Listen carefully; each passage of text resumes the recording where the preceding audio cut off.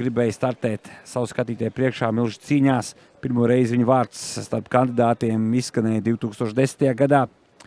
Toreiz viņš netika iekļauts dalībnieku sarakstā, tad 11. gads, bet visu laiku kaut kas bija, vai nu bija traumas, vai kāda cita apstākļa. Normunds Zunds savu iznācienu gaidīja 10 gadus.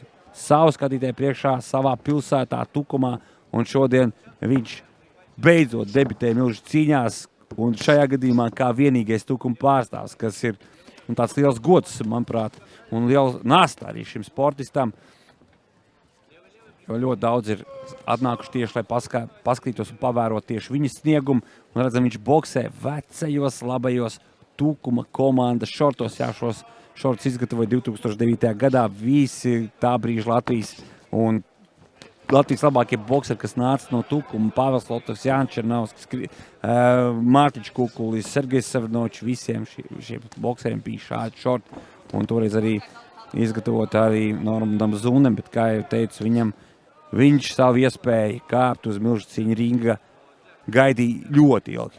Veselu dekādi, un beidzot, tas brīdis ir pienācis. Normunds Zunda šobrīd visā savā krāšņā mūsu ekrāna priekšā mēģina parādīt labākos, ko ir gatavojis. Es pieļauju, ka viņam ir, kā jau es teicu, liels spiediens, liela atbildība, jo daudz šobrīd tur rīkš tieši par viņu un skatās vērtē. Nu šeit, šajā pēc signāla izdarītais sitiens Širokovam nenāca pa labu. Skatītājiem tas patika, bet tiesnesis aizrādīja. Tā kā mutiski, vairāk acis skatienu nedrīkst. Ja tiesnesis saka, ir devis komandu stop, tātad pēc tās komandas tas īsti vairs nedrīkst. Redzam, šo cīņu pagaidām šajā raundā kontrolē Normunds Zunda. Iet uz priekšu. Normunds ir nedaudz, man liekas, sadusmojies. Redzam, viņam pārsista uzads, varbūt pat Dagundas rajonā.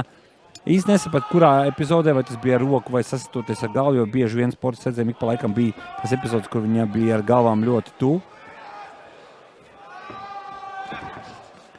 Normunds Zunda nebaida asins, kā jebkur citu bokseri.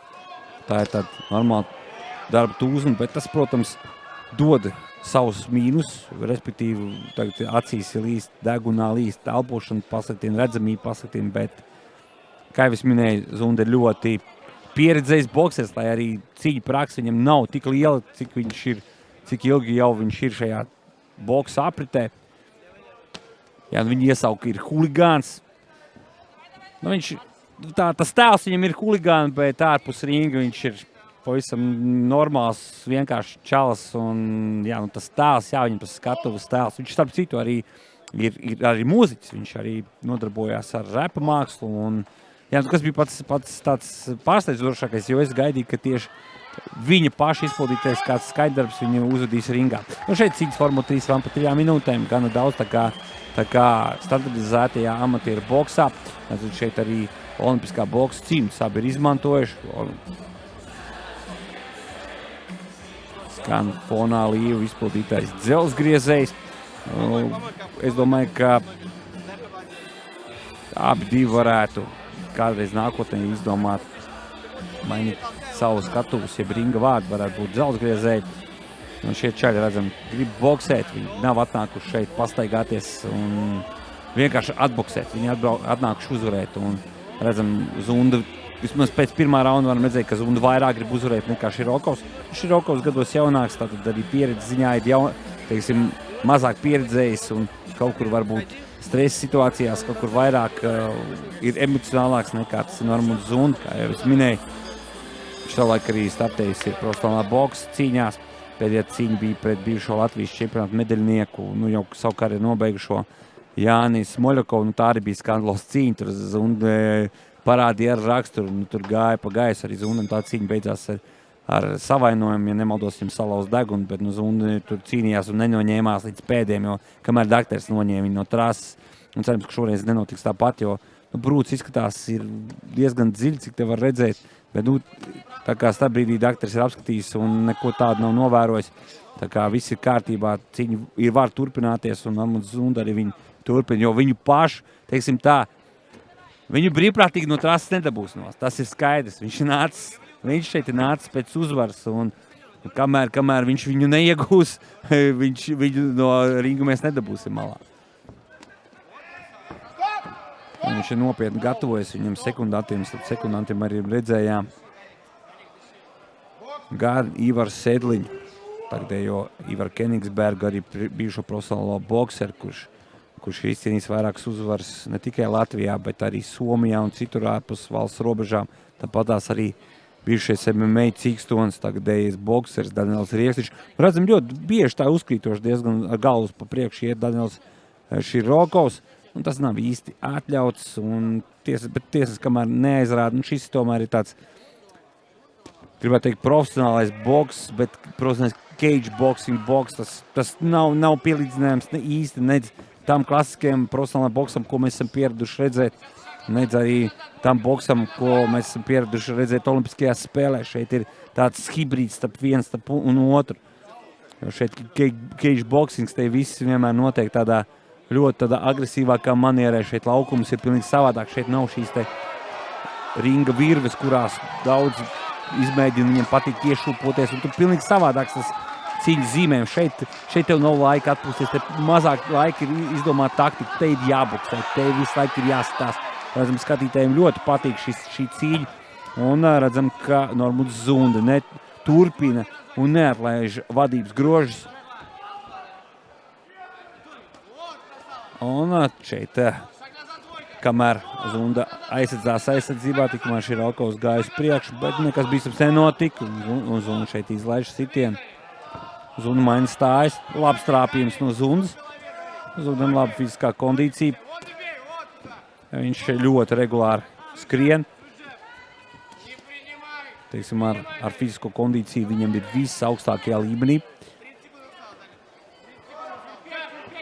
Sports, tas ir viņa dzīves stils, noteikti. Arī viņam atvas, viņa meitiņa arī ir sportista, viņa nodarbojās ar mākslas vingrošanu, ļoti sportiska ģimene.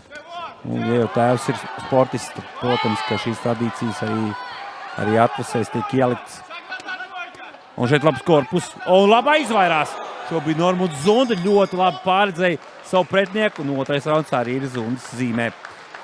Zundam, principā, var teikt, ka viņš jau ir spēļas ļoti plašu soli pretī uzvarai, bet vēl viens rauns, tā kā viņam stāv priekšā, atslāpt nedrīkst.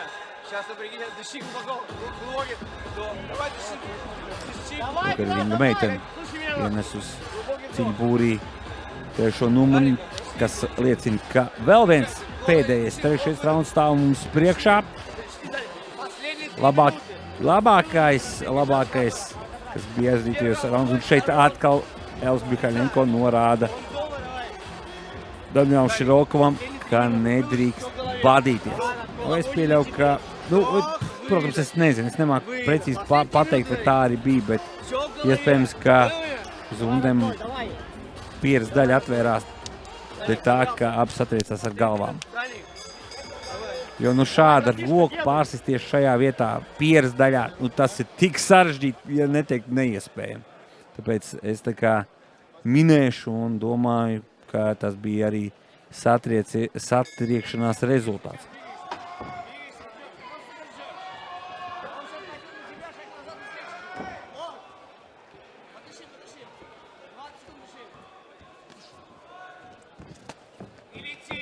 Un Širokovs tagad uzbruk, viņš saprot, ka viņam citu variantu nav kā pārņemt iniciatīvu, bet tik daudz kļūdu šobrīd pieļāva Širokovs, ka gribētu teikt, ka viņam paveicās, ka viņu neaizķer kādu no Normundas Zundas dūrēm. Rokas bija Širokovs izstieps gar, teiksim tā, plašus priekšu, nolaid zemāk no Zundam. Ja Zundam būtu tas spurtiņš ātrāks, tur Zunda būtu nolicis Zundē. Skatītājiem ļoti patīk. Jā, vietējie tukumnieki atbalsta Normundu Zundu noteikti.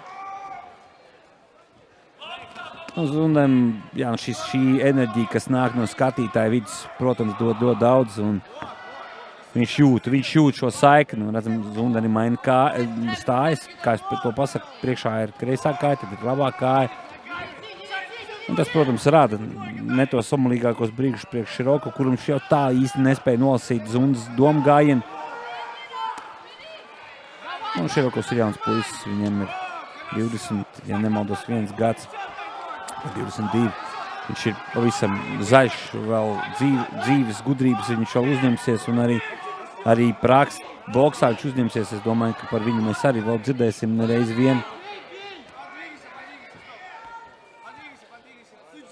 Zunda arī vēl savu karjeru nenoslēdz, tas ir skaidrs. Zunda mēs arī viņu, es gribētu redzēt viņu apakaļ profesionālajā boksā, tas būtu tāds tiešām labs pavērsiens. Varētu varbūt LNK boksī paņem šo tēlu zem sevis, jo, kā jau es teicu, šīs puisis prot arī sev pārdot, viņš ir aktīvs sociālā vidē.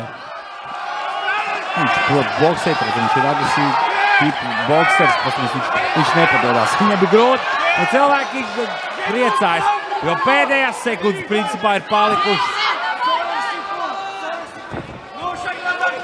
Mazākā minūte, tā kā viss vēl interesantāks pasaules skatītāji ir iekarsuši.